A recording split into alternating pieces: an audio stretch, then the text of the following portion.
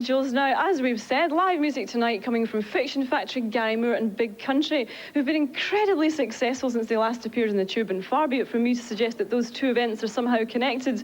Now, Big Country have been keeping quite a low profile lately, but we managed to hitch up the Tyne-Tees stagecoach and ride off into the sunset of Scotland to have a word with Bruce and Stuart.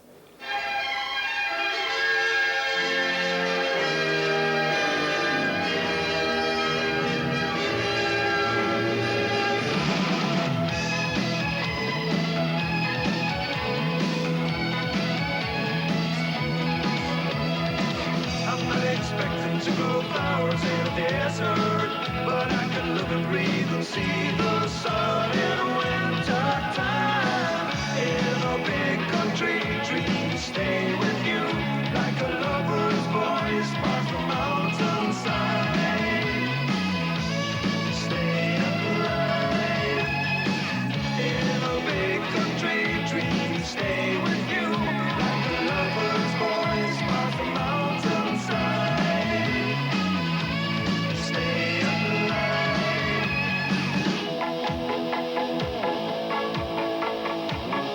What were your impressions of America then, Stuart?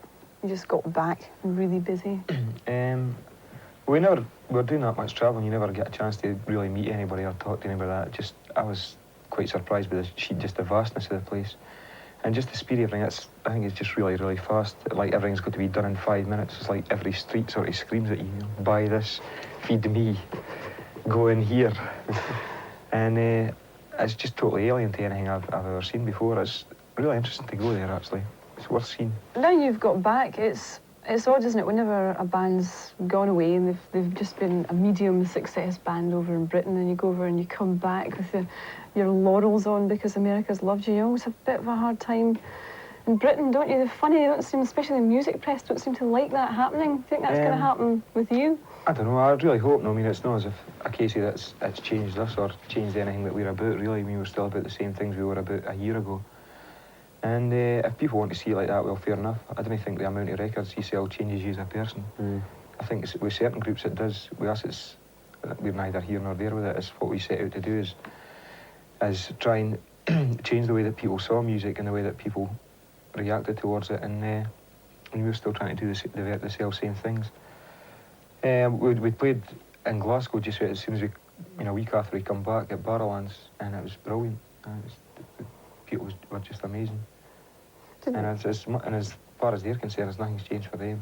It's definitely not changed for us. It's hard though, isn't it, not to change? I mean, even just people change all the time, whether you're a garage mechanic or whether you're a musician, just going different places. Aye, everybody has a right to be their own individual, aye. Yeah, well, don't you find, Bruce, even that going around America and people get a kind of adulation that you obviously got in the interest, it must have changed you a bit? I didn't really bother about it. I didn't like to think about it too much, you know. I mean, if folk come up and say, oh, you're great and this and that, I just didn't bother about it, you know. So what?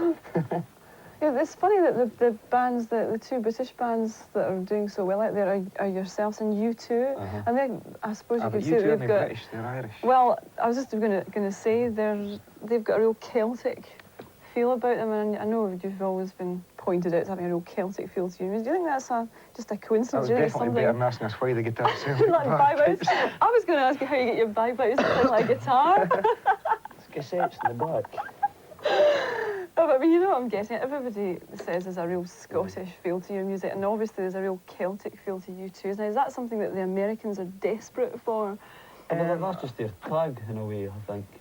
I think that's everybody likes to sort of label music doing, and that's what we're seen as. For me, it's just us playing the music that comes naturally to ourselves. I mean, when Bruce and I started working, we didn't set out with any great master plan in mind. All we wanted to do was sit down and write a bunch of songs and just play them in front of as many people as we can. And we just wanted things to be natural, and not like sit down and pre-plan it like a set of building blocks, and make it like a musical language, as it were. And it's not anything, like, I didn't go about looking for wee toofters up in the hills that could play the fiddle and steal their songs or anything like that, you know.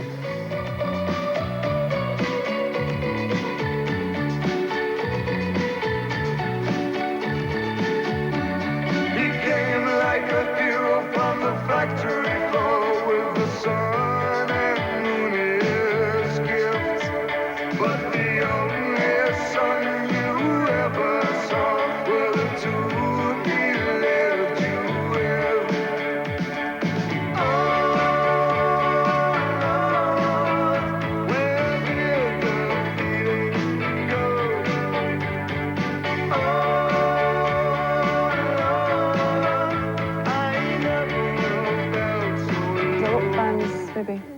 by the wayside, just in as much as the most important thing to them is being famous and girls waiting for them outside the stage door. If you've got something extra, do you think that gives you the edge? I think it takes it away from the norm and brings it back down into a more human level. If you're aware of why you're writing songs and what you're writing them about, instead of being able to look towards what the end result will be. I think a lot of groups start out with the main idea in their head has been becoming as rich and as famous as quickly as possible, which I think is a shame in a way, because it means that music then is obviously always geared around success, and people can't try things that are coming from themselves and other things that they want to do. What about the future then? I mean, you've done what you wanted to do and you still are. Can you see yourself stopping when you haven't got anything else to say? Aye. Gotta do it forever. You'd just be lying to yourself if you just carried on doing the same old thing time in and time out. And when you find yourself in that situation and it's time to go, well, wait a minute, why am I doing this? And you've got to question yourself a lot. I think a lot of people just carry on for the sake of it's safe for them, they're in a nice, comfortable job, and They find it quite easy to listen to their old records and copy them. But lots of people do it and don't enjoy it because they're sort of driven on by some need, the need to have a career, if you like. You don't see it that way. But they need to have an ego, you mean? Or an ego, yeah. I'm not expecting to grow flowers in the desert, but I can live and breathe and see the